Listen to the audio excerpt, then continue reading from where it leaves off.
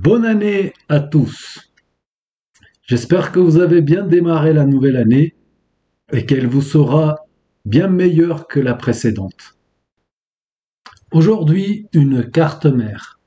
Uniquement la carte mère. J'ai pas lancé de vidéo. Je voulais faire un check pour voir si ça valait le coup de faire une vidéo. J'ai commencé par raccorder le type C. Il ne s'allume pas. Ah, d'accord, intéressant. Allons un peu plus loin.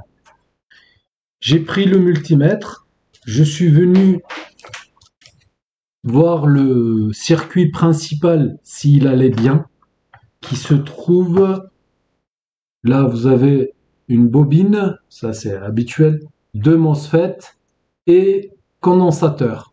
Je suis venu sur ces condensateurs-là, mon circuit principal il était 1,2 ohms ou un truc comme ça, très courtement circuité. Ok.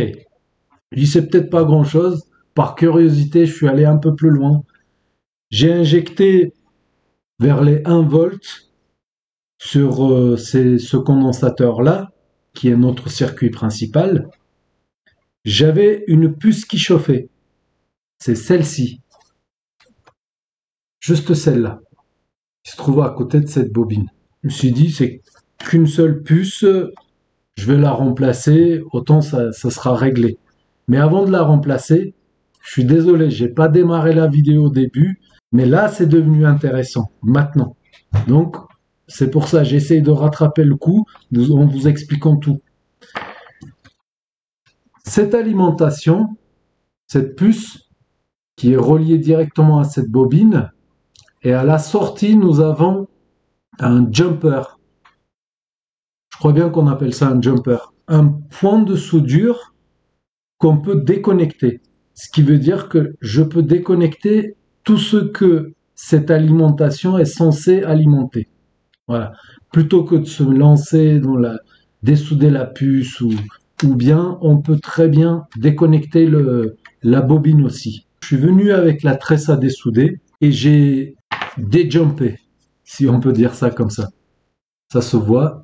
Donc j'ai déconnecté la sortie de mon alimentation pour voir s'il y avait toujours un souci. Côté ce qu'elle est censée alimenter, j'avais 14 ohms. C'est pas terrible. 14, c'est pas terrible. J'ai commencé à soupçonner que c'était une alim de 5 volts. 14 ohms, ça me paraît louche. Et bien entendu, côté alim, courtement circuité. Voilà. Ok. J'ai cherché. D'ailleurs, elle est là, la puce. Je vais vous la montrer. Et on va la mesurer d'ailleurs. Elle est là la puce. Les deux pattes plus longues, c'est l'entrée de la puce. Un côté c'est la masse, l'autre côté c'est le circuit principal qui alimente la puce. Et à l'opposé, on voit deux petites pattes plus courtes. Ça c'est la sortie. Les deux pattes sont ensemble, vont directement à la bobine. Voilà, ça c'est la sortie. Et bien entendu, de l'autre côté, nous avons, il me semble, 5, 2, 4, 6 peut-être, 6 pattes de l'autre côté. Pour le signal on et tout ça. Bref, on ne va pas aller jusque-là. On va commencer par mesurer la puce. Je vais me mettre sur ce qui est censé être le circuit principal, le V-in, qui alimente la puce. Là, je suis dessus. Et en même temps, la sortie. Je ne dois pas faire bon contact, il doit y avoir un peu de flux. Voilà. Et là, vous avez 0. Là, je suis en train de mesurer la puce. L'entrée de la puce et la sortie de la puce. On n'est pas bon. J'ai mesuré tout à l'heure, il me semble que c'était 0. Voilà. Là, c'est les deux entrées. Les deux entrées. Le V-in et la masse, bien entendu. Côté entrée. Voilà. C'est court-circuité, c'est sûr. J'avais une autre carte, j'ai trouvé cette puce, je l'ai remplacée et on va partir à partir de là. La puce, elle est bonne. Sur la carte, elle était bonne. On va venir se raccorder avec l'USB mètre et on va préparer la caméra thermique.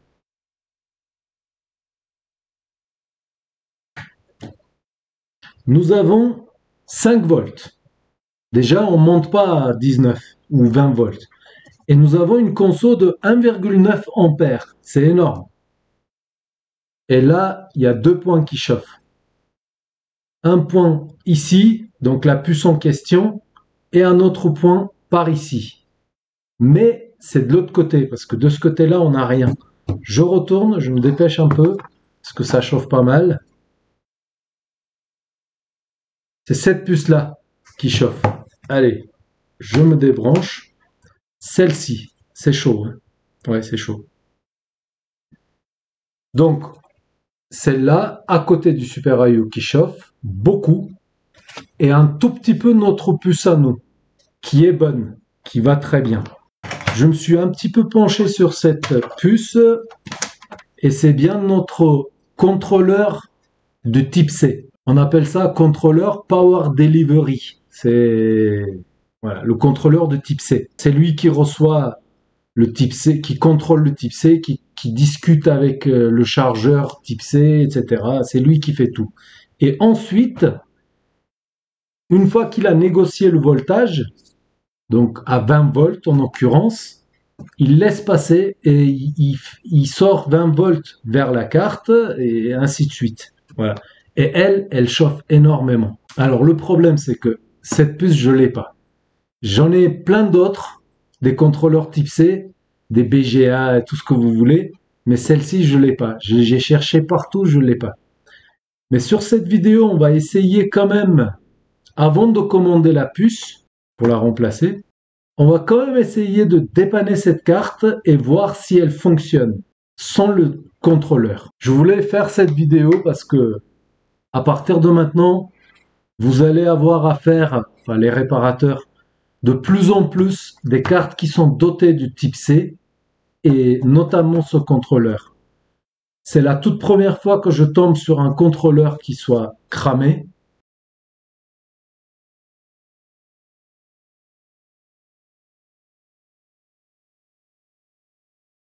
D'ailleurs, je vais vous expliquer ce qui s'est passé. J'ai pas mal réfléchi là-dessus. Ce qui a pu se passer sur cette carte, c'est que la puce 5 volts, elle se met en court-circuit. Elle est en court-circuit. L'entrée et la sortie sont en court-circuit. Ce qui veut dire que l'entrée de cette puce, c'est notre circuit principal, qui est le voltage de la batterie. Sur cette carte, ça doit être une 12 volts, la batterie. Donc les 12 volts ont traversé la puce, sont allés sur le 5 volts. Et le 5 volts, il va tout droit au... Pas tout droit. Il va également ou tout droit.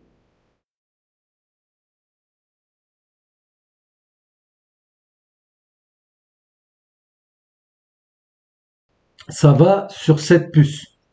Le contrôleur type C. Il a reçu, là où il est censé recevoir du 5 volts, il a reçu le voltage de notre batterie qui est de 12 volts. Et c'est pourquoi cette puce, elle a cramé. Voilà où j'en suis arrivé, ma déduction. Microscope.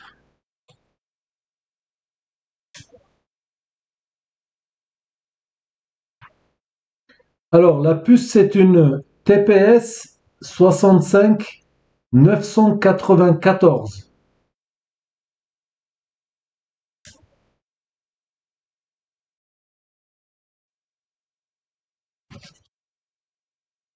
Et est-ce que je vais trouver là où arrive? C'est probablement par là, je ne suis pas sûr. Allez, on va la dessouder.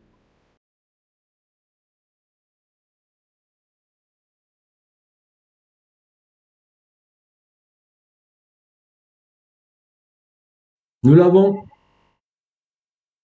Et ça fume.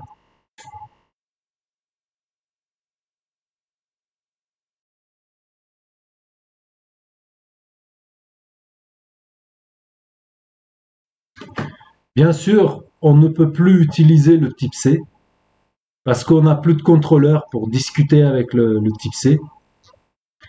Mais ce qu'on peut faire en revanche, on peut essayer de démarrer la carte avec la batterie. ce n'est pas la sienne, mais c'est pas grave, c'est une Lenovo quand même. Donc on va se raccorder comme ça. On va voir. J'attends que ça refroidisse un petit peu.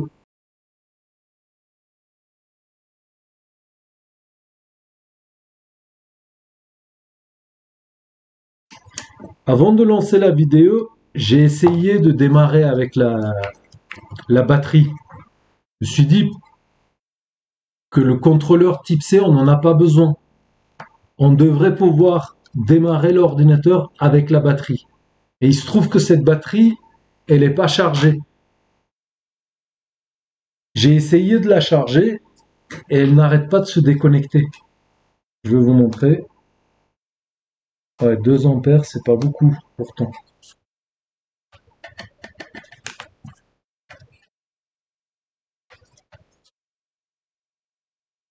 Je viens sur le plus avec 12 volts, bloqué à 2 ampères. Vous voyez, elle commence à charger, boum, elle coupe. On réessaye.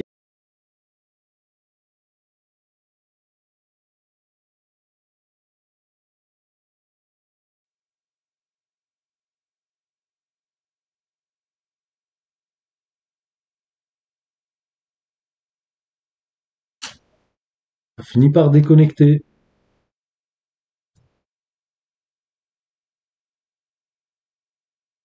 La batterie, elle est bonne. C'est sûr qu'elle est bonne. C'est juste qu'elle est déchargée. Bon, c'est pas grave. On va rester dessus et on va essayer de démarrer comme ça. Le bouton démarrer, il est là. J'ai la nappe, j'ai la petite nappe. Là, le bouton démarrer. On va la raccorder d'ailleurs, parce qu'on a la lumière dessus. Sinon, on a le ventilateur.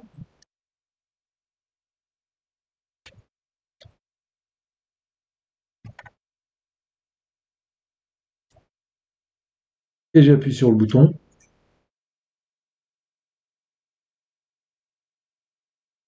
Rien ne se passe.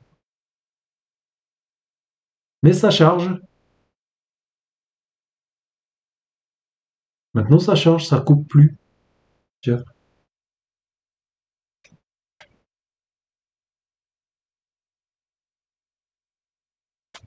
Je suis pas sûr qu'on puisse démarrer sans le contrôleur type C.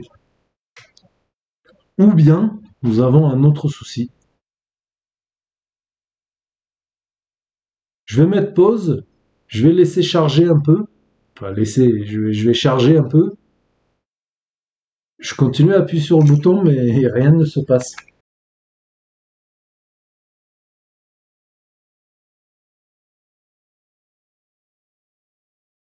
Je vais venir vérifier notre bouton.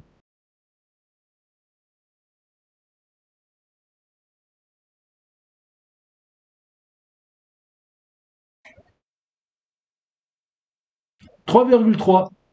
Nous avons le 3,3 sur le bouton. Et là, je suppose que c'est la masse.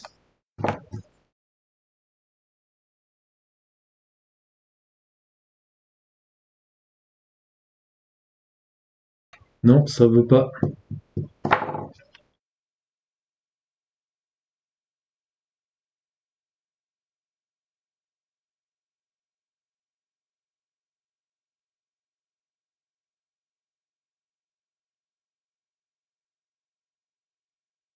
Avec 11 volts, ça devrait partir pourtant.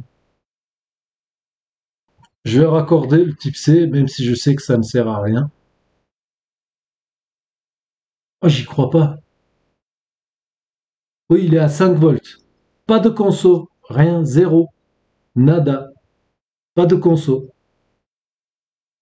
Mais il s'est allumé le type C, sans le contrôleur. Ça c'est nouveau pour moi. Je découvre en même temps que vous. Enfin, peut-être que vous le saviez déjà.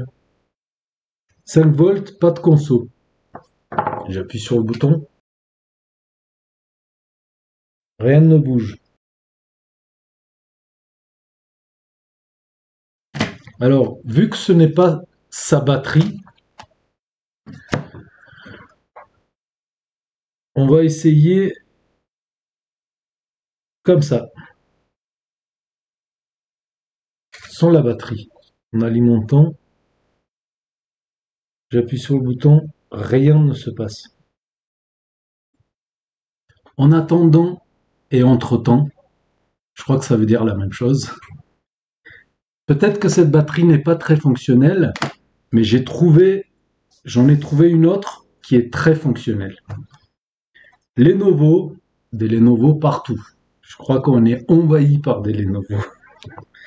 On va faire un test, voir si cette batterie est fonctionnelle. Le PC démarre et nous avons l'image. Donc cette batterie est très fonctionnelle. Je sais, ça ne veut pas dire grand-chose. Fonctionnel ou pas de fonctionnel.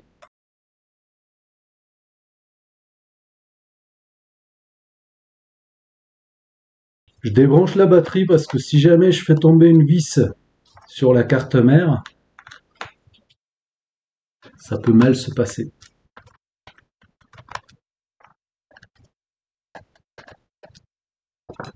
J'aimerais juste savoir si cette carte fonctionne, c'est tout. Bon, cette batterie, on la met de côté. Celle-ci, on sait qu'elle est 100% fonctionnelle.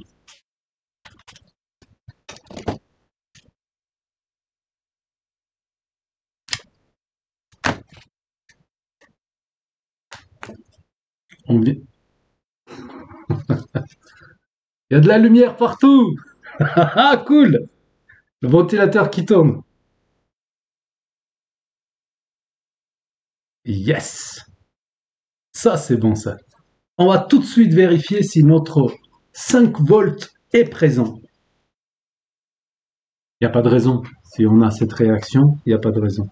Sans le 5 volts, je pense nous avons le 5 volts. Je voulais juste voir le 3 s'il est là. Ah non, ça c'est le 5 LDO. Non, always on. 5 always on. Et là, c'est le 3 always on. C'est pas mal. Nous avons la lumière et le ventilateur tourne à fond. Je sais pas si ça s'entend, mais ça tourne à fond. Ça, c'est peut-être pas très bon signe. On va couper la carte et elle coupe. On va venir se raccorder avec le microscope HDMI.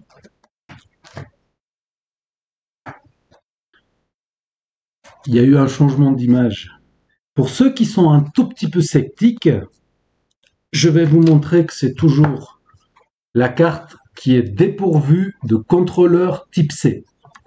Pour la scepticité, que je comprends parfaitement. Parce qu'il y a eu tellement de bobaresco sur Internet que les gens deviennent de plus en plus sceptiques. C'est normal. Voilà notre type C qui est toujours manquant. Oui, j'aurais pu le hors caméra, le ressouder un autre type C, contrôleur, nanana. Enfin, voilà. Je faisais quoi là? Ouais, on essaye l'HDMI. On se raccorde. La carte, elle pas. Oui, normal. On n'a pas la pile BIOS. Ça coupe, ça se relance. L'image par ici. Ventilateur tourne à fond.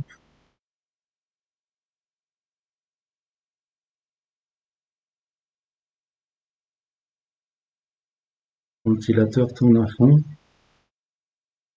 Je veux bien que le BIOS il se réinitialise parce qu'on n'a pas la pile BIOS, mais pourquoi le ventilateur tourne à fond? Ok, j'ai rien dit. J'ai rien dit.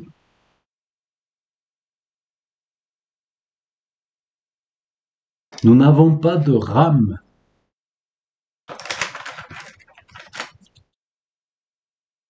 DDR3.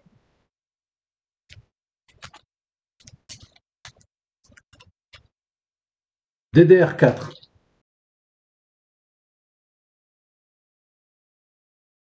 Donc on peut démarrer une carte sans le contrôleur type C. Ça c'est important de le savoir ça. Comme ça, on peut aller plus loin et voir si le reste de la carte fonctionne avant de se lancer dans la recherche de la puce, la remplacer, etc., etc. Ah, en plus, c'est une RAM Lenovo. On se raccorde. La carte devrait démarrer toute seule. Une petite image, s'il vous plaît. Le ventilateur, il ne tourne plus. Ça vient de couper. Là, il y a la réinitialisation du BIOS, véritablement. Tout à l'heure, ça s'est pas coupé, le ventilateur tournait à fond. On a beau surveiller la consommation, ça ne sert à rien puisqu'on n'est pas raccordé. Ça s'est coupé là. Pourquoi ça se relance pas tout seul? On va l'aider un peu. On appuie sur le bouton, donne-moi une image. Allez.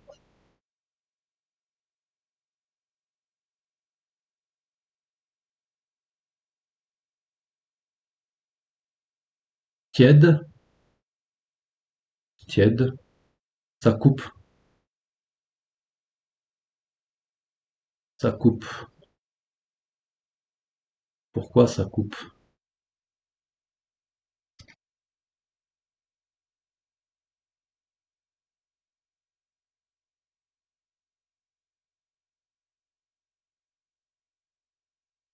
Ma RAM, elle est pas bonne?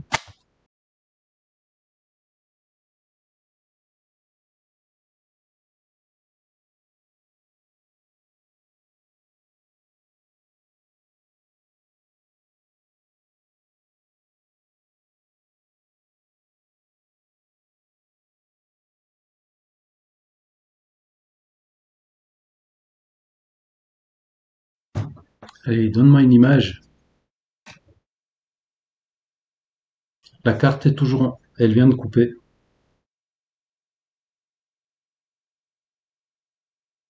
Pourquoi?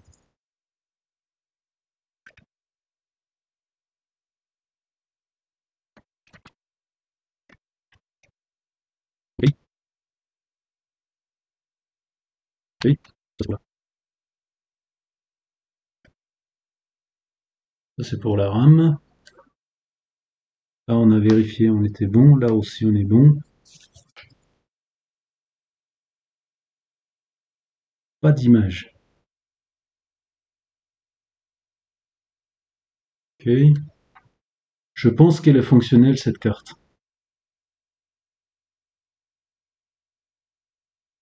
Même si on n'a pas d'image.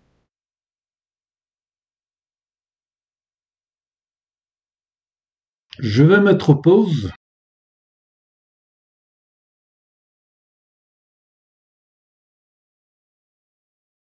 Navré, je peux pas vous montrer que la carte fonctionne 100%. Mais en attendant, ça vaut le coup de commander le contrôleur type C et de le remplacer.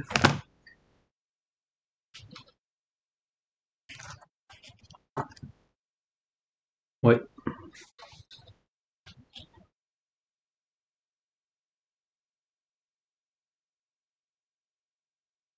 ouais, le processeur il est tiède, ce qui veut dire qu'il fonctionne. Ok, voilà, je n'ai plus qu'à commander le contrôleur, le ressouder et ça devrait fonctionner. En attendant, merci d'avoir regardé et si vous avez liké, ça veut dire que vous avez aimé. Et je vous dis à bientôt sur d'autres vidéos. Ciao!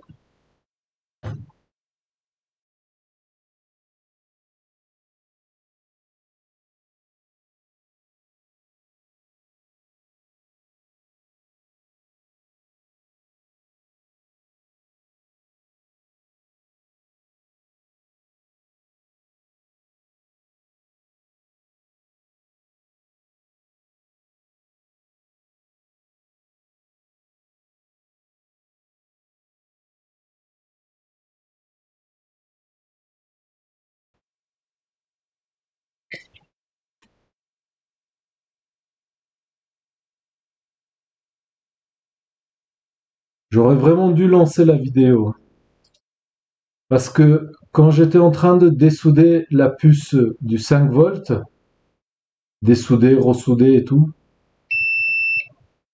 j'ai eu un souci avec ma station air chaud. À un moment donné, ça s'est mis à sentir fort et ça a disjoncté. Uniquement la prise où elle est raccordée, ça a disjoncté. Du coup, il n'y avait plus rien, il n'y avait plus d'air pour refroidir. Et la résistance, elle s'est mise à chauffer, chauffer, chauffer. Cette partie, cette partie-là, le métallique, est devenue toute chaude. Et je vous raconte ça. Donc cette partie-là est devenue très très chaude, rouge, vraiment rouge. Je voyais que ça devenait rouge et j'avais pas le moyen j'avais plus d'électricité sur la pompe à air pour refroidir. Du coup, j'ai pris le compresseur, j'ai renclenché le disjoncteur bien sûr et j'ai pris le compresseur, j'ai refroidi, mais en attendant, ça m'a un peu fait fondre le support, la partie plastique et tout ça. Bref, j'avais une résistance qui avait cramé, je l'avais bricolée et je l'avais remise dedans, je m'en suis servi pendant quelques temps et cette fois-ci elle a vraiment lâché. Et hier, j'ai reçu mes résistances que j'avais commandées, j'en ai 5. Cette fois-ci, c'est des bonnes résistances. Et j'ai eu la flemme de remplacer la résistance et voilà ce qui s'est passé. Ça m'apprendra.